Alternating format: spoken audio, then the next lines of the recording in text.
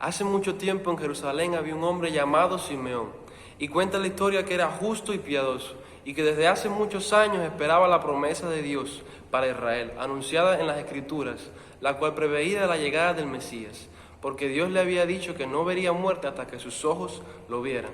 Entonces un día en el templo se topó dioicentemente con un humilde matrimonio de Belén, llamados María y José, los cuales llevaban consigo un bebé de 8 días de nacido. Y cuando Simeón lo divisó, supo que este era el ungido que esperaba, la promesa de Dios en forma de niño. De inmediato lo tomó en sus brazos y lo bendijo.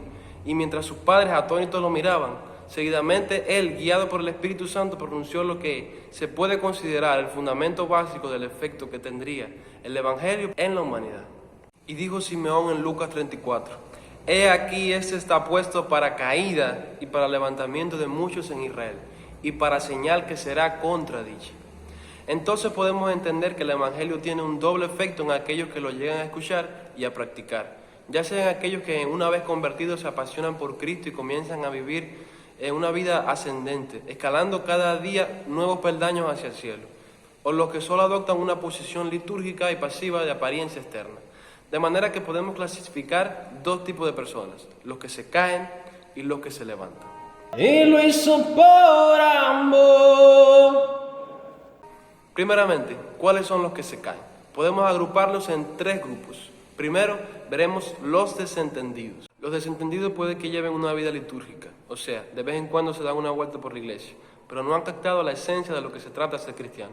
Si le preguntas a alguien de qué se trata de ser cristiano, seguramente te responda que es aquella persona que cree en Dios y va a la iglesia. Pero no es una cuestión de creer, sino de ser un seguidor. Usted puede creer que existe una cantante llamada Christian DiClario y no seguirla en las redes sociales, ni siquiera escuchar su música. Por lo tanto, creer no es suficiente, sino tener la convicción de seguir e imitar los valores y enseñanzas que nos muestra Dios a través de diferentes medios como la Biblia. Así que si crees que existe Dios y no lo sigues, no eres cristiano, solamente eres creyente.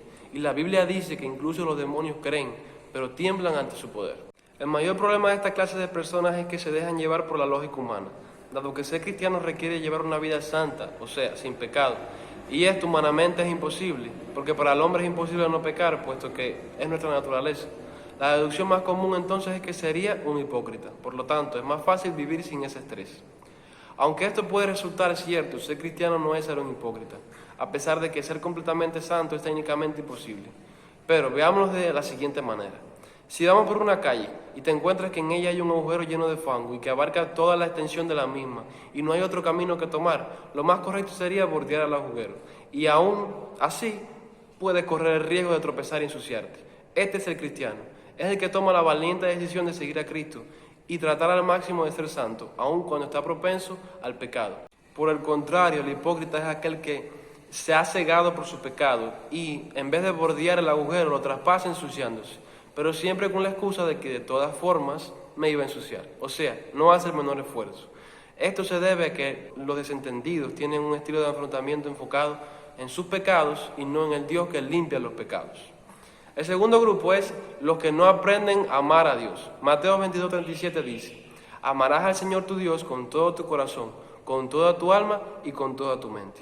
La cuestión más común entre los que no aprenden a amar a Dios es que es muy difícil amar algo que no puedes ver o que no conoces bien.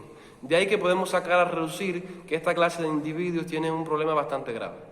Estos aún están aferrados a las cosas del mundo en su totalidad. La cuestión más común entre los que no aprenden a amar a Dios es que es muy difícil amar algo que no puedes ver o que no conoces bien. De ahí que podemos sacar a relucir que esta clase de individuos tienen un gran problema. Estos aún están aferrados a las cosas del mundo en su totalidad. Su carne todavía está acostumbrada a la sobreestimulación pecaminosa y a los placeres pasajeros, que son las mismas cosas que mantienen entretenidas a las personas para que no les alumbre la luz del Evangelio. De manera que no les queda tiempo para aprender a amar a Dios. Y entonces la pregunta es, ¿cómo se aprende a amar a Dios? Para lograr sentir amor hacia el Creador hay que tener intimidad con Él, al igual que un esposo y una esposa. Exactamente así es como se aprende a generar cariño hacia alguien. Para ser amigos se necesita una relación de intimidad, compartir con ellos, pasar tiempo juntos, intercambiar ideas. Entonces, es de suma importancia la intimidad con Dios para lograr amarlo. Y esto se logra a través de la oración, del ayuno, de la lectura de la Biblia. No hay otros métodos, solamente estos. Incluso la palabra dice que el Espíritu Santo nos anhela celosamente, no porque quiere conocernos, sino porque Él es omnisciente, sino porque quiere que nosotros le conozcamos a Él, porque quiere mostrarnos todo lo que tiene para nosotros. Y como último, en este tipo de personas que se caen, tenemos al que se disfraza. Este es el que intenta cubrir su vacío interno con cosas materiales y corruptibles, de manera que muchos tienen sus redes sociales repletas de fotos alegres y sonrientes en lugares increíbles, eternizando supuestos momentos felices. Pero al final del día solo son eso, fotos.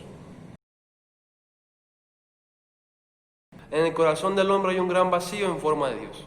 Exactamente, este vacío no tiene forma de auto, o de barco, o de teléfono, o de Instagram, o de Facebook, o de Twitter, o de YouTube, o de cuantas redes sociales existen. Ni siquiera se llena con un hombre o con una mujer. Este vacío solo tiene forma de Dios. Entonces me atrevo a decir que con toda seguridad la pieza que falta en el corazón de este tipo de personas y que tal vez buscan llenar con otro tipo de cosas se llama Jesús. Solo Él completa al hombre de la misma forma en la que las plantas necesitan del agua y del sol. Así el alma del hombre necesita ser cuidada por aquel que la creó. Ahora bien, hay otro tipo de disfraz, el de cristiano, los que se visten de cordero siendo lobos, a los que Jesús también llamó sepulcros blanqueados, limpios por fuera pero llenos de huesos secos en el interior. También en Apocalipsis 3:1b dice: yo conozco tus obras, que tienes nombre de que vives y estás muerto. Esta clase de sujetos básicamente piensan que engañan a alguien y en realidad solamente a sí mismos.